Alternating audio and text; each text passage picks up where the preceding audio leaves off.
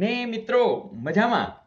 મિત્રો આજે આપણે ફરીથી 10મા ધોરણમાં પણ ઉપયોગી આપણને પણ ઉપયોગી એવા સ્ટાન્ડર્ડ 10થના દ્વિઘાત સમીકરણને આધારિત પ્રશ્નોમાં નજર કરીએ.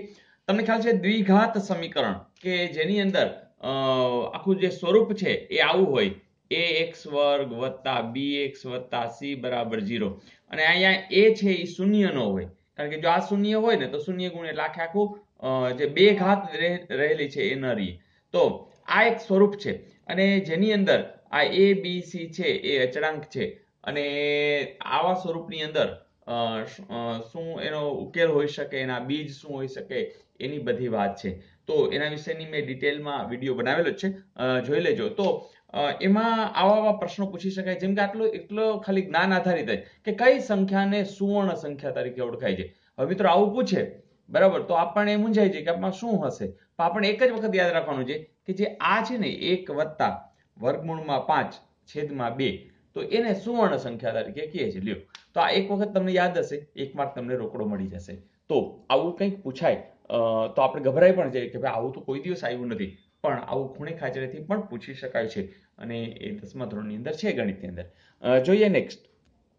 ફરીથી આ પ્રશ્ન પણ જ્ઞાન આધારિત છે કે તમને ખ્યાલ છે કે જ્યારે તમે એના ઉકેલ મેળવતા હોય આ x ની કિંમત હે ને ત્યારે x એટલે બીજ, એ ઉકેલ બીજ આવી રીતના આવે છે -b વત્તા ઓછા વર્ગમૂળમાં d. d એટલે વિવેચક. d ને ઘણી વખત ડેલ્ટા પણ કહેવામાં આવે છે. તો અહીંયા b² ઓછા 4ac એટલે આ b છે, આ 4 a અને c બરાબર, એટલે સંખ્યા જ મળશે તો એનું વર્ગમૂળમાં. તો આવું જે સૂત્ર છે એ કોણે આપેલું હતું, મતલબ કે આ સૂત્રની શોધ કરનાર કોણ કહેવાય છે? તો મિત્રો આ પણ એક જ વખત તમને ખબર હોય તો પછી એ કામ પતી જાય. તો યાદ રાખજો, એ છે શ્રીધર આચાર્ય. શ્રીધર આચાર્ય એણે આ સૂત્ર આપ્યું, આને આગળ આ વાતને લઈ ગયા હતા. તો દ્વિઘાત સમીકરણ પર તો વર્ષોથી કામ થતું, યુક્લિડે પણ કામ કરેલું અને એના વિસ્તૃત બ્રહ્મગુપ્ત છે એને આગળ લઈ ગયેલા, પણ શ્રીધર આચાર્ય એનાથી પણ આગળ એને આ સૂત્રના રૂપે આ આખી વાત આપી. તમને એ પણ ખબર હોય છે કે બ્રહ્મગુપ્ત છે એ પણ આપણા ભારતીય હતા. તો આવી કંઈક વાત અને એના આધારિત પ્રશ્ન આવી શકે છે. મિત્રો આ પ્રશ્નના સંદર્ભે આટલી વાત ખાસ યાદ રાખશો કે બેબીલોન વાસીઓ પણ આવા પ્રશ્નોથી પરિચિત હતા, વર્ષો પહેલાની વાત છે. અને બીજી વાત, યુક્લિડ છે એને ઉકેલ માટેની રીત આપેલી.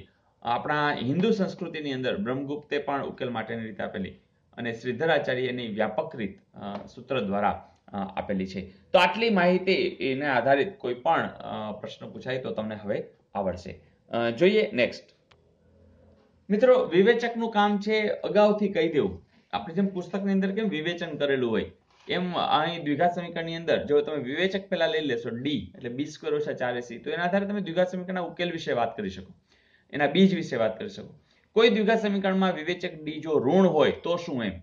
તો એના બીજ જે છે ને એ હંમેશા વાસ્તવિક ન જ હોય, એટલે વાસ્તવિક બીજ ન હોય, એટલે વાસ્તવિક બીજ મળતા જ નથી આ જગ્યાએ ઋણ હોય ત્યારે. તો બસ એ અટકી જવાનું. મિત્રો બસ આટલી વાત કે જો તમને આટલી માહિતી હોય તો તમે ઝડપથી એના જવાબ ફટાફટ આપી શકશો. જોઈએ ગઈકાલનું હોમવર્ક, પણ એ પહેલા આજનું હોમવર્ક. મિત્રો તમારે ખાલી જગ્યામાં બે પૂરવાની છે કે જો વિવેચક d બરાબર 0 હોય, મતલબ કે આ વિવેચક છે ડેલ્ટા છે અને તો એના બીજ વિશેની માહિતી તમારે આપવાની છે, તો જરૂર આપી દેશો. અને જોઈએ ગઈકાલનું હોમવર્ક.